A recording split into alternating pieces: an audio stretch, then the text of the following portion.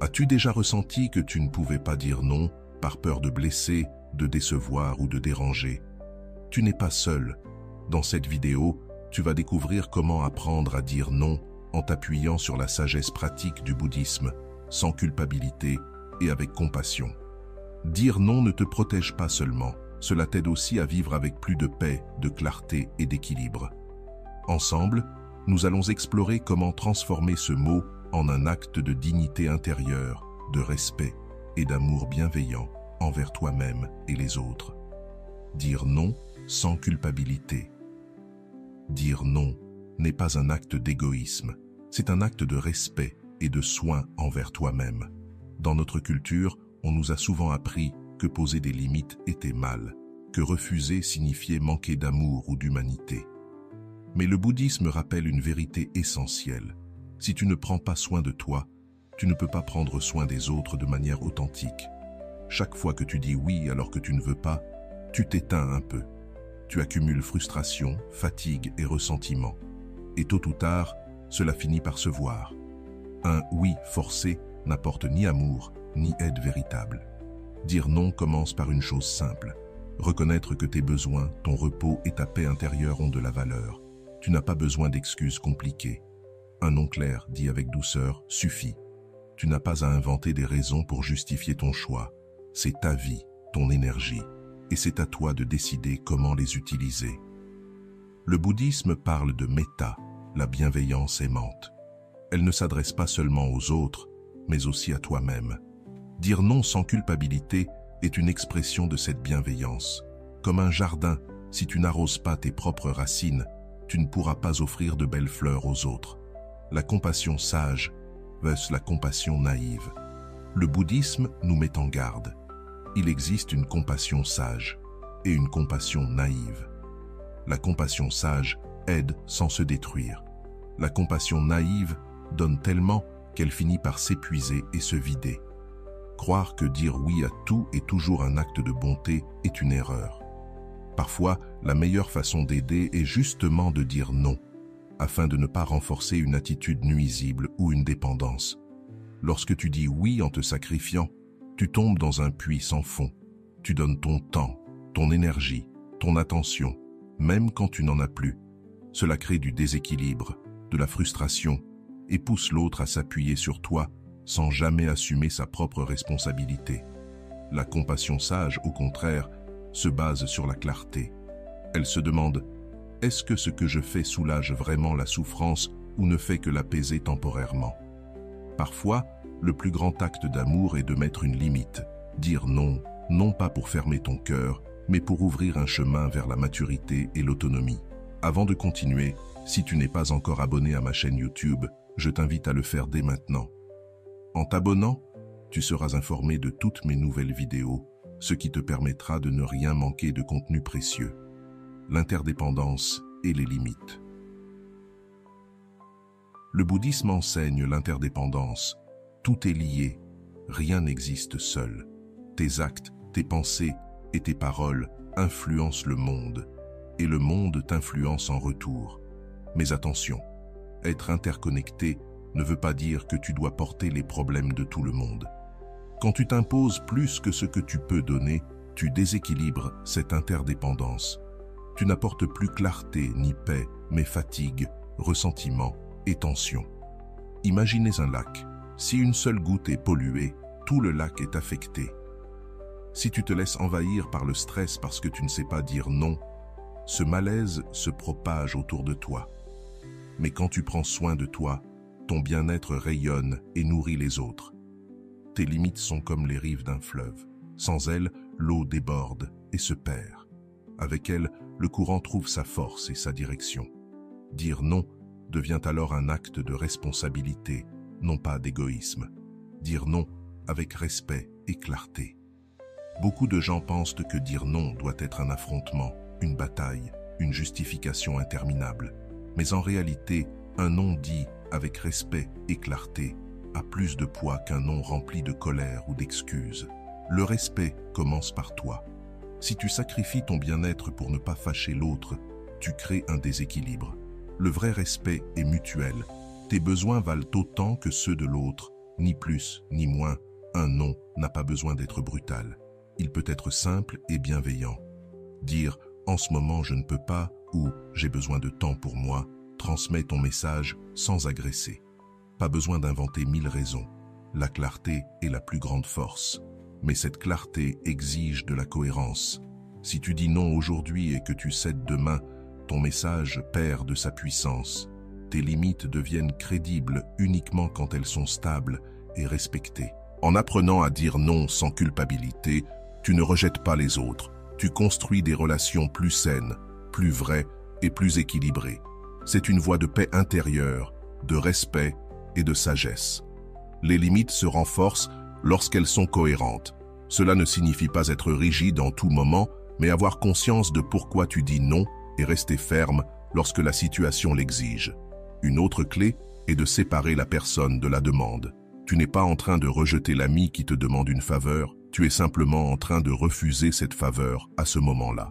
Si tu fais comprendre que ton non s'adresse à la situation et non à la relation, l'autre le recevra avec moins de charge émotionnelle. Parfois, nous craignons que dire non nous fasse paraître peu empathique, mais en réalité, un non sincère peut éviter bien des conflits. Dire oui quand, au fond, tu veux dire non, engendre du ressentiment, et ce ressentiment finit toujours par se glisser dans la relation. Un non clair et respectueux, en revanche, maintient le lien plus pur et sincère. Et voici un point essentiel. Dire non avec respect ne veut pas dire te réprimer ou toujours parler à voix basse. Tu peux être ferme et bienveillant en même temps. La fermeté donne du poids à tes paroles, la bienveillance les rend plus faciles à recevoir. Cet équilibre s'apprend avec la pratique, et plus tu l'entraînes, plus il deviendra naturel. Avec le temps, tu découvriras que la clarté et le respect ne protègent pas seulement ton énergie, mais enseignent aussi aux autres à te traiter de manière saine. En plus, tu leur donnes l'exemple afin qu'ils apprennent à protéger leurs propres limites.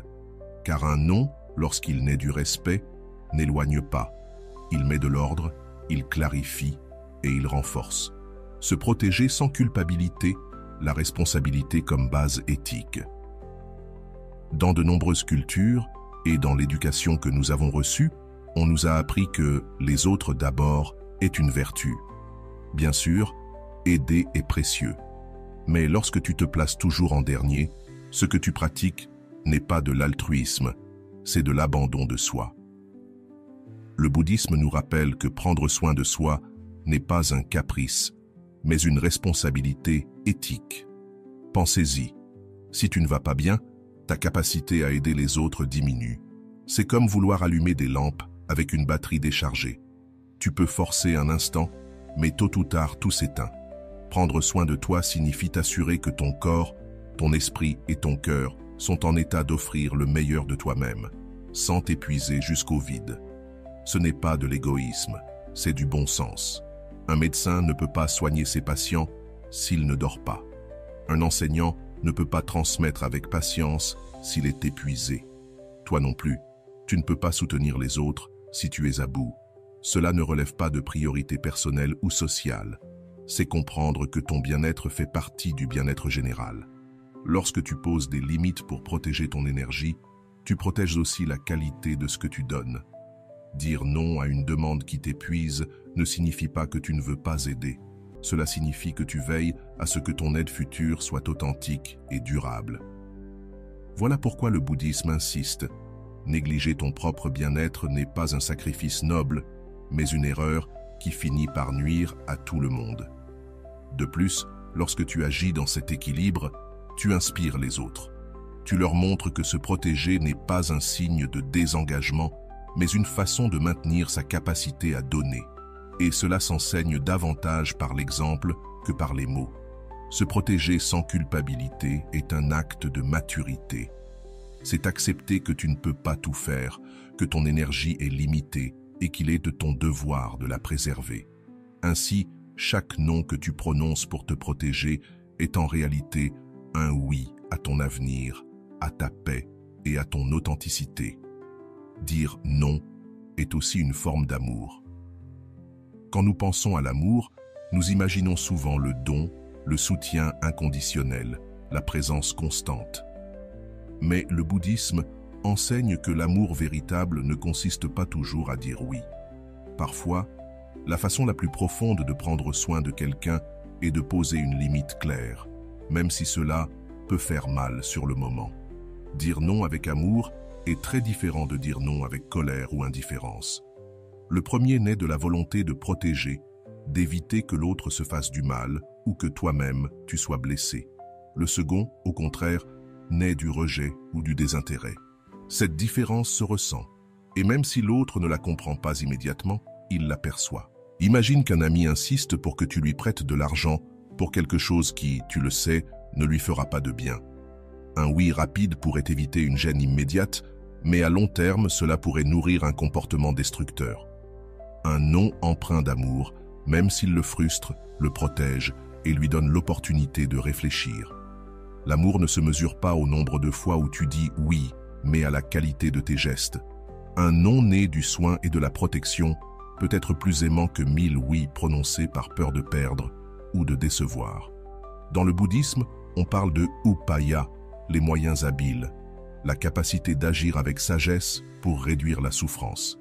Dire non est souvent un moyen habile. Cela signifie regarder au-delà de l'instant, penser aux conséquences et agir avec une vision plus large du bien-être de l'autre. Et dans cette équation, n'oublie pas que tu fais aussi partie de l'amour. Tu ne peux pas aimer sainement si tu t'épuises jusqu'à perdre ta joie et ta paix. Ainsi, ton non n'est pas une barrière, mais un pont. Il prend soin de toi et de l'autre et construit des relations plus authentiques et plus durables. La peur du non et comment l'affronter avec courage bouddhiste. Dire non n'est jamais facile. Derrière ce petit mot se cachent des peurs profondes, peur de décevoir, peur qu'on cesse de nous aimer, peur d'être vu comme égoïste, peur de provoquer de la colère ou du rejet. Ces peurs sont humaines, mais ce sont aussi des chaînes qui nous empêchent de vivre libres. Le bouddhisme nous invite à observer ces peurs avec pleine conscience. Au lieu de leur fuir, regarde-les en face et demande-toi « Qu'est-ce qui peut vraiment arriver de pire si je dis non ?» Tu découvriras souvent que les conséquences ne sont pas aussi terribles que tu l'imaginais. Peut-être que quelqu'un se vexera un instant, mais la relation ne se brisera pas pour un non sain. Peut-être qu'un autre sera surpris, mais il apprendra à te respecter davantage. La vraie bravoure bouddhiste ne consiste pas à être dur ou agressif, mais à agir avec fermeté et compassion, même dans la peur. Le vrai courage ne réside pas dans le fait de plaire à tout le monde, mais dans la fidélité à ce que tu es et à ce que tu sais juste. Un non dit avec calme et sérénité est un acte de libération. Il t'arrache du rôle de la personne toujours disponible et t'ancre dans l'authenticité. Quand tu cesses de chercher l'approbation constante, tu commences à vivre en paix.